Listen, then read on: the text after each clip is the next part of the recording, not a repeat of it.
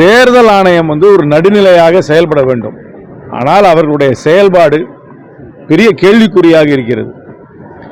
எதிர்க்கட்சி தலைவர் திரு ராகுல் காந்தி அவர்கள் கேட்ட கேள்விகளுக்கு அவர்கள் பதில் சொல்லாமல் மழுப்புகிறார்கள். அவர் ஏதோ உறுதிமொழி எடுக்க வேண்டும், இல்லாவிட்டால் மன்னிக்க வேண்டும் என்று பொறுப்பற்ற வாக்குவாதத்தில் அவர் ஈடுபடுகிறார்கள். தேர்தல் ஆணையம் என்பது அரசியல் அமைப்பில் உருவாக்கப்பட்ட ஒரு கான்ஸ்டிடியூஷனல் பாடி. எதிர்க்கட்சி தலைவரும் கான்ஸ்டிடியூஷனால் உருவாக்கப்பட்ட பதவி. ஒரு கான்ஸ்டிடியூஷனல் பாடி, ஒரு கான்ஸ்டிடியூஷனால உருவாக்கப்பட்ட ஒரு பதவியை வகிப்பவரை பார்த்து நீங்கள் உறுதிமொழி எடுக்க வேண்டும், இல்லாவிட்டால் நாங்கள் பதில் சொல்ல மாட்டோம் என்று சொல்வதெல்லாம் பொறுப்பற்ற செயலாக இருக்கிறது. பீகாரிலே 65 லட்சம் பேரை நீக்கம் செய்திருக்கிறார்கள் தேர்தல் பட்டியலில் இருந்து. அதில் சிலர் இறந்து போயிருப்பாங்க, சிலர் டபுள் என்ட்ரி இருக்கும், சிலரை வேற ஊருக்கு போயிருக்காங்க சொல்றாங்க. அந்த வேற ஊருக்கு போயிருக்காங்க சொல்றதுல 6.5 லட்சம் பேர் தமிழ்நாட்டில் சேர்ந்திருக்காங்க சொல்றாங்க. அதை ஏற்றுக்கவே முடியாது. பீகார்ல இருந்து தமிழ்நாட்டுக்கு வரவங்க நிரந்தரமாக இங்கே வருவது கிடையாது. ஒரு வேலைக்காக வராங்க, ஒரு கன்ஸ்ட்ரக்ஷன் ப்ராஜெக்டாக வராங்க. 6 மாசத்துக்கு ஒருக்க, ஒரு வருஷத்துக்கு ஒருக்க ஒரு இடத்துல ஒருத்தர் மாறிக்கிட்டே இருக்காங்க. அவங்கள எந்த ஒரு சட்டமன்ற தொகுதியிலையும் நிரந்தரமாக இல்லாதவர்களை அந்த சட்டமன்ற தொகுதியில அவர்களை வாக்காளர்களாக சேர்க்க முடியாது. நீங்களே யோசிச்சு பாருங்க. 6.5 லட்சம் பேர் பீகார்ல இருந்து, அப்புறம் ஒரு 5 லட்சம் பேர் யூபியில இருந்து, அப்புறம் ஒரு 5 லட்சம் பேர் ஒரிசால இருந்து, வெஸ்ட் பெங்கால்ல இருந்து, அஸ்ஸாம்ல இருந்து சேர்த்தார்கள். தமிழ்நாட்டுடைய வாக்காளர் பட்டியலுடைய தன்மையே மாறிவிடும். இதை ஏற்றுக்கொள்ளவே முடியாது. பகுதி நேரமாக ஒரே ஒரு ப்ராஜெக்டுக்காக இங்கே வந்துட்டு போறவங்க, அதாவது ஒரு கன்ஸ்ட்ரக்ஷன் ப்ராஜெக்டாக வந்துட்டு போறவங்க நிரந்தரமாக இங்கே இல்லாதவர்களை வாக்காளர் பட்டியலை சேர்ப்பதை ஏற்றுக்கொள்ள முடியாது. இதை தேர்தல் கமிஷன் செய்யுது. அதுக்கப்புறம் பெங்களூர்ல ஒரே ஒரு தொகுதி, அதுல ராகுல் காந்தி அவர்கள் தெளிவாக எடுத்து சொல்லியிருக்கிறார். ஒரே வீட்டில் 80 பேர் பதிவு பண்ணியிருக்காங்க. இதே நியாயமா யாருக்கா படுதா? ஒரு வீட்டில் 80 பேர் தங்க முடியுமா? அப்புறம் ஹவுஸ் நம்பர் 0 அப்படின்னு சொல்லி பல பேர் இருக்கிறாங்க. அதுக்கப்புறம் ஒரு பியர் ஹால் இருக்கு சென்ட்ரல் பெங்களூர்ல, அதுல 60 பேர் வாக்காளராக இருக்காங்க. எக்கச்சக்கமான குளறுபடி. இந்த தேர்தல் கமிஷன் நடத்தும் எலெக்ஷன் மீது மக்களுக்கு நம்பிக்கை போய்விடும். அதை தெளிவுபடுத்தாமல் அவர்கள் தேவையில்லாத வாக்குவாதத்தில் ஈடுபடுகிறார்கள். இதை எதிர்த்து நாங்கள் நாளைக்கு ஒரு நடைபயணமாக சென்று எங்களுடைய கோரிக்கையை கொடுக்கவிருக்கிறோம். என்ன தேர்தல் ஆணையமா சப்மிட் பண்ணோம்?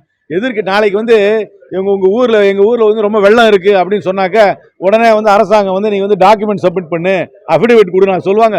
பொது பிரச்சனையை எடுத்து சொல்வதுதான் எதிர்கட்சியோட வேலை.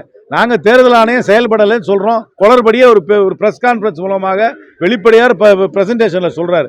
அதுக்கு பதில் சொல்லாம நீ அபிடவிட் கொடு, ஓத்துல கொடுன்னு சொல்றதெல்லாம் ஏத்துக்க முடியாது. ரெண்டாவது, என்னென்ன கேள்வி சொல்றாருன்றதை நீங்க எடுத்து பாருங்க. ஒரே வீட்டுல 80 பேர் இருக்கிறதெல்லாம் நியாயமா உங்களுக்கு படுதா? 0 டோர் நம்பரை வச்சிருக்கு நியாயமாப்படுதா? இதை எப்படி ஏற்றுக்க முடியும்? இதை ஏற்றுக்கவே முடியாது. அதனால தேர்தல் ஆணையம் நியாயமாக நடந்து கொள்ள வேண்டும். இல்லாவிட்டால் நாங்கள் எங்களுடைய போராட்டம் தொடர்ந்து இருக்கும். சார், அமெரிக்காவினுடைய வரி விதிப்பு அதிகமா இருக்கு, ஆனா இந்தியா 3வது இடத்துல முன்னேறிட்டு இருக்குன்னு பிரதமர் பேசுறாரு. அதுக்கும் சம்பந்தம் கிடையாது. நம்ம 140 கோடி பேர் இருக்கிற நாடு இது. இந்த பொருளாதாரம் இயல்பாகவே வளரத்தான் செய்யும். அமெரிக்கா இந்தியாவுக்கு தேவை, இந்தியாவும் அமெரிக்காவுக்கு தேவை. அமெரிக்கா இருக்கிற ட்ரம்ப் ஒரு வாடிக்கையான அரசியல்வாதி கிடையாது. அவர் ஒரு அன்கன்வென்ஷனல் ஒரு பாலிட்டிஷியன். அவர் 50% வரி இந்தியா மேல போட்டிருக்காருன்னா அவர் சொல்ற காரணம் நம்ம ரஷ்யால இருந்து கச்சா எண்ணெய் வாங்குறதால சொல்றாரு. அதை ஏத்துக்க முடியாது. ஏன்னா அமெரிக்காவே ரஷ்யாவோட வர்த்தகம் செய்து, ஐரோப்பா யூனியனும் ரஷ்யாவோட வர்த்தகம் செய்யுது. இப்ப அடுத்த வாரம், அதாவது ஆகஸ்ட் 15ஆம் தேதி ரஷ்ய அதிபரோட அமெரிக்க அதிபர் பேச்சுவார்த்தை நடத்த போறாங்க. நம்மளும் பேச்சுவார்த்தை மூலமா தான் இதை குறைக்கணுமே தவிர இதுல நம்ம ஒன்றும் பதறப்பட தேவை கிடையாது. இரண்டாவது, இந்திய பொருட்கள் அமெரிக்காவுக்கு அவசியம் தேவை. இந்திய பொருட்கள் இல்லாம அவர்களோட பொருளாதாரமும் நாளை காலையில போய் இன்னொரு இடத்துல வாங்க முடியாது. நமக்கும் அமெரிக்கா தேவை. அதனால 2 பேரும் பொறுப்போட ஒரு காமா இருந்து பேச்சுவார்த்தை மூலமா தீர்க்கணும். மோடி எப்பவுமே சொல்லுவாரு, அவரும் ட்ரம்ப்பும் ரொம்ப தோஸ்த் அப்படின்னு சொல்லுவாரு. 2-3 ரேலியை தான் நடத்துறாங்க. மோடி ஆப்கி பார் ட்ரம்ப் சர்க்கார், ஹவுடி மோடிலாம் நடத்தான். அதெல்லாம் போயிடுச்சு. அவருக்கும் ட்ரம்புக்கும் ஒன்றும் எந்த உறவும் இல்லை என்பது தெளிவாக தெரிந்து விட்டது. இரண்டாவது, பாஜக தலைமையில் இருப்பவர்களுக்கு வெளிநாட்டுக்காரங்களோட எப்படி பழகி அவர்களிடம் காரியம் சாதிப்பது என்பது திறமை கொஞ்சம் குறைவு என்பதுதான் இதுல இருந்து தெரியும். கண்டுபிடிச்சிட்டாங்களே, 2வது நாளே கண்டுபிடிச்சிட்டாங்க. 2 பிடிச்சு கடிச்சு செயினே கொடுத்துட்டாங்க அவங்க கிட்ட. நீங்க செய்தி படிக்கல போல இருக்கு. டயா பூஸ்டர் சுகருடைய ரிமோட் கண்ட்ரோல் இனி உங்க கையில. அனைத்து மருந்து கடைகளிலும் கிடைக்கும்.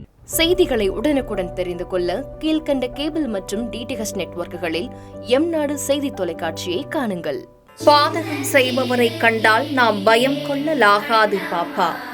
மோதி மிதித்து விடு பாப்பா, அவர் முகத்தில் உமிழ்ந்து விடு பாப்பா. அண்மை செய்திகளை உடனுக்குடன் தெரிந்து கொள்ள இணைந்திருங்கள் எம்நாடு தொலைக்காட்சியுடன்.